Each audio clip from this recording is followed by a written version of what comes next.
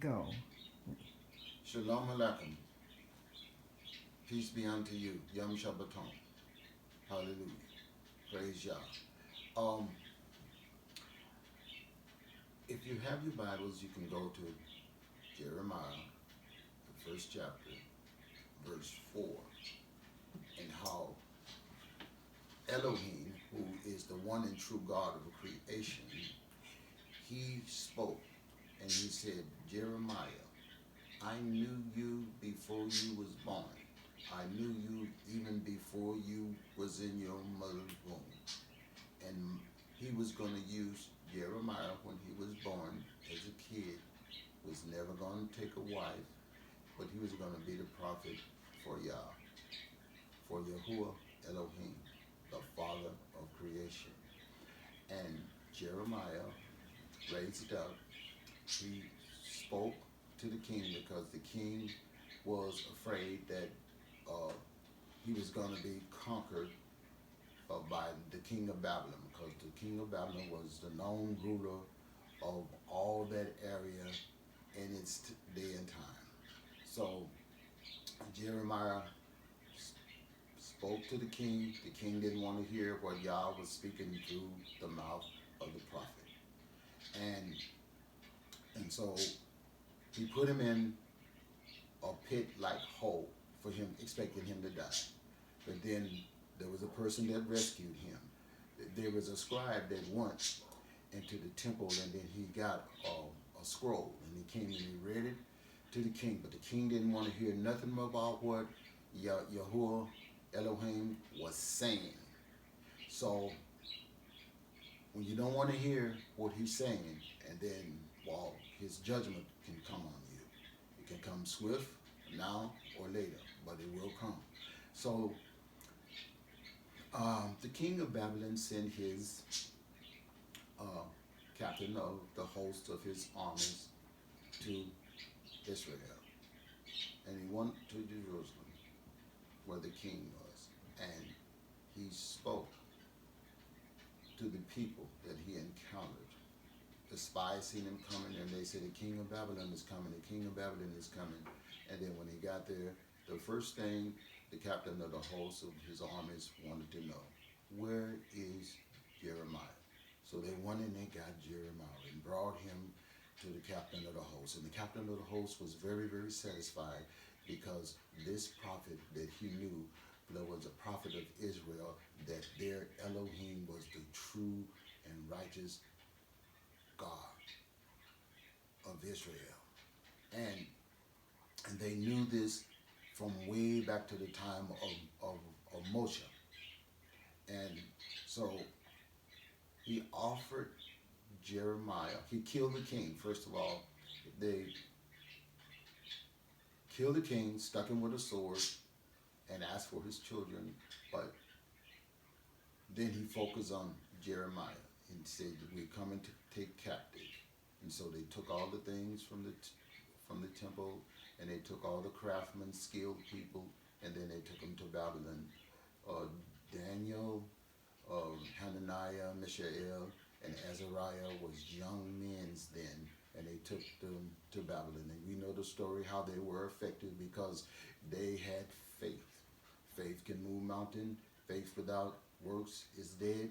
Their works was they wasn't going to sacrifice nothing to no idol god.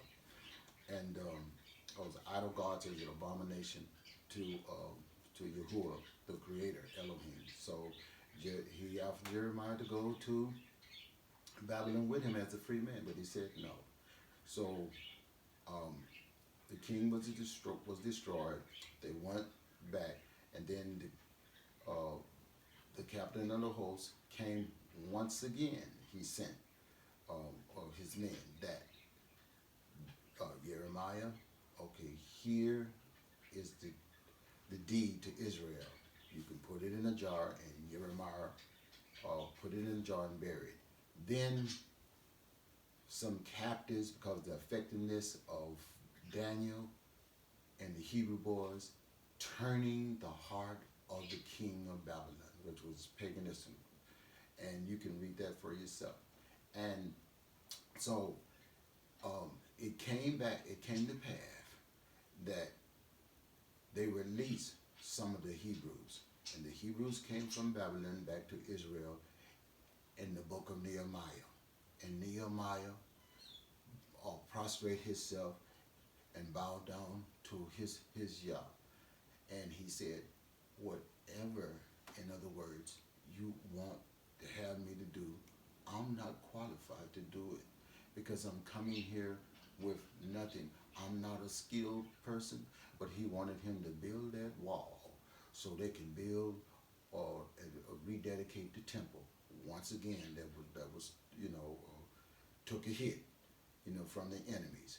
And so he was gathering, and and they did it by night because the enemy was just searching, just waiting for the opportunity, to just, attack the Hebrews again.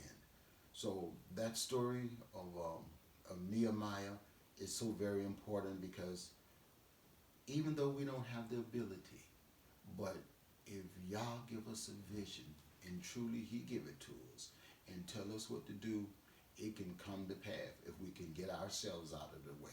Because sometimes we desire to do things, but it just might not be the will of the Father for us to do that.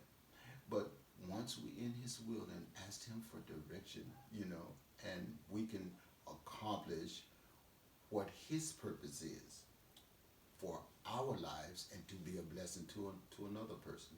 So this was the first Babylonian king, and there were 4 in the time of Israel. First of all, there was Babylon, and then there was the Medes and the Persians, and then there were Alexander the Great, which we'll be talking about over in the Apocrypha, and they'll be showing up there in the book of the Apocrypha. So, if you get a chance, go to the Apocrypha, the book of McAfee, and read it. We're going to touch on 4, and we're going to touch on, then you go over to 5, 6, and 7, and 8, and 9, and 10, and you'll see these different kings that was coming against Israel. So Jeremiah was faithful. Be faithful in whatever ministry that you have, whatever calling that he have called you to do. Be faithful nigh unto death. And in due season, we will reap, because the ultimate is that we will get our crown.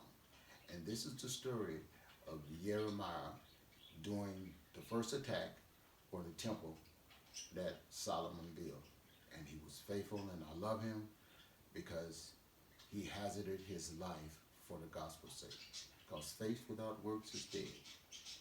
He didn't call us to hang us on a trophy, on a wall. He hired us and called us to go out and do service to spread his word, not our philosophy, not what we think, but his plain, simple word. Because Yahuwah word speaks for itself.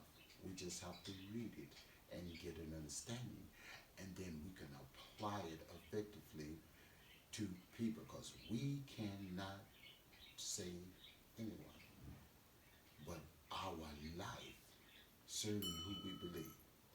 So, shalom. Till next time.